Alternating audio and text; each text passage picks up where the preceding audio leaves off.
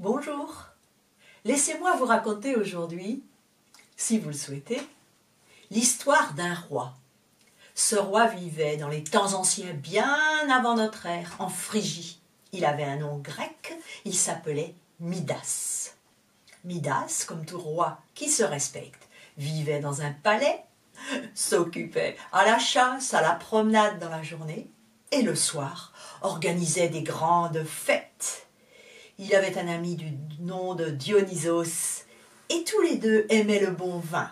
Enfin, tout le monde aimait le bon vin à cette époque-là.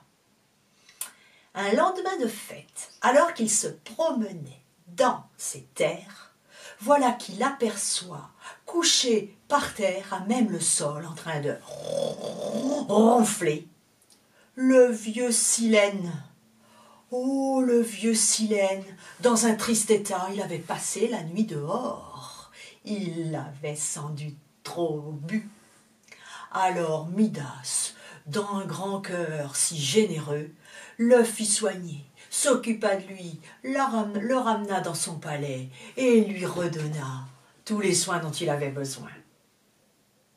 Dionysos, quand il a vu que Midas s'était occupé de son vieux père avec tant de bonté, vient voir Midas et lui demande ce qu'il veut en récompense. « Tu as soigné mon père, c'est normal, que veux-tu? Dis-moi. » Midas, un peu étonné de la proposition, sans trop réfléchir, dit « Oh, je voudrais que tout ce que je touche se transforme en or. » Aussitôt dit, aussitôt fait, comme on dit dans les contes. « Tu es exaucé, » lui a dit Dionysos.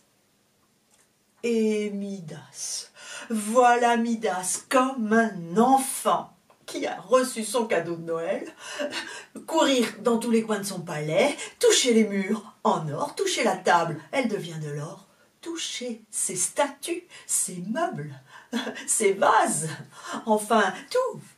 Le soir venu, il était épuisé, il avait transformé son palais en un palais tout d'or. Tout de même, l'exercice, ça creuse. Alors il eut faim, il a appelé ses serviteurs qui lui ont apporté les meilleurs plats possibles. Midas a commencé à manger, mais au moment où le poulet a touché sa bouche, il est devenu de l'or. Il a pris son gobelet au moment où il a voulu boire. L'eau est devenue solide, est devenue de l'or. Malheureux, mais qu'ai-je fait? Je suis condamné à mourir de soif et de faim. Oh! Vite, il alla trouver son ami Dionysos, le dieu Dionysos. Il s'est mis à genoux et l'a supplié par pitié. Relève-moi de mon vœu, j'ai été stupide, je n'avais pas assez réfléchi. Alors Dionysos a regardé son ami avec amitié et lui a dit « Bon, je te l'accorde. Écoute, va te baigner dans le fleuve Pactole, là-bas, au bas de tes terres, et ensuite tu seras délivré de ton vœu. » Sans plus attendre, Midas s'est précipité dans l'eau du fleuve Pactole. Aussitôt, des paillettes d'or ont quitté son corps et se sont déposées sur le sol.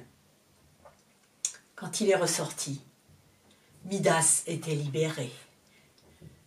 Midas, soulagé, a repris sa vie comme avant. Les fêtes le soir, un peu de sport l'après-midi, dans la journée avec ses amis. Un jour, il a voulu organiser une fête de musiciens. Alors il a convoqué Apollon, avec celui dont la réputation était fameuse en matière de musique, et puis un satyre, et puis encore d'autres musiciens. Et au cours de la soirée, on leur a demandé de jouer chacun leur tour pour déterminer qui était le meilleur musicien ce soir-là. Le public a été unanime pour désigner Apollon comme le meilleur musicien. Mais Midas, lui, non. a décrété que c'était le vieux satyre qui jouait bien de la flûte, ma foi. Apollon a été vexé, fâché, furieux même. Alors le soir, la nuit même, pendant le sommeil de Midas, Apollon s'est approché de sa chambre, est entré dans la chambre, s'est approché de son lit et lui a délivré un sort. Midas, pour avoir dit tant de bêtises, tu auras des oreilles d'âne. Et aussitôt dit, aussitôt fait. Quand il s'est réveillé le lendemain matin, Midas était affublé d'une paire d'oreilles d'âne, long comme on n'en avait jamais vu, en vrai. Que faire? Eh bien, Midas a pris un bonnet, a caché ses oreilles dessous et a interdit à quiconque de lui poser des questions sur son bonnet. Seulement, il fallait quand même faire venir le coiffeur pour tout ce qui dépassait, pour le raser.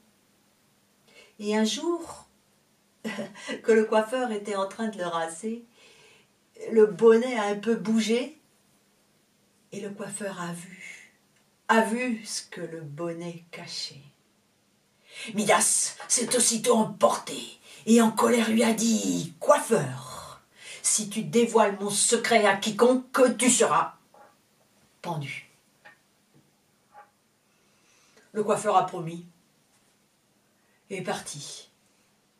Au début, tout allait bien. Il n'en a parlé à personne, il a bien gardé le secret. Mais au fil du temps, vraiment, je ne sais pas si ça vous est arrivé, vous, mais garder un secret, au bout d'un moment, c'est trop lourd. Lui, un jour, il n'en pouvait plus, il savait qu'il allait finir par le dire à quelqu'un. Alors il a couru dans la campagne, il a fait un trou dans la plaine, dans la terre. Il s'est penché et il a dit dans la terre, « Le roi Midas a des oreilles d'âne. Le roi Midas a des oreilles d'âne. Le roi Midas a des oreilles d'âne. » Il a embouché le trou. Seulement des roseaux se sont mis à pousser. L'endroit était sans doute un peu humide. Et un jour que le vent balançait les roseaux de droite à gauche, on a entendu un murmure qui disait « Le roi Midas a des oreilles d'âne. Le roi Midas a des oreilles d'âne. Le roi Midas a des oreilles d'âne. » Et des cavaliers qui passaient par là ont tout entendu, ont rapporté la nouvelle à la ville. Bientôt, les gens sont venus auprès des roseaux et toute la ville a été au courant du secret du roi Midas. Les serviteurs du roi Midas ont été obligés de le mettre au courant en lui disant « Sire le roi, maintenant, tout le monde sait ce qu'il y a sous votre bonnet. Alors, enlevez-le. » Et c'est ce qui s'est passé. Depuis ce jour-là, le roi Midas a gardé ses oreilles d'âne. Et on dit qu'il s'est mis à faire plus attention. Et cric, et crac. C'était l'histoire.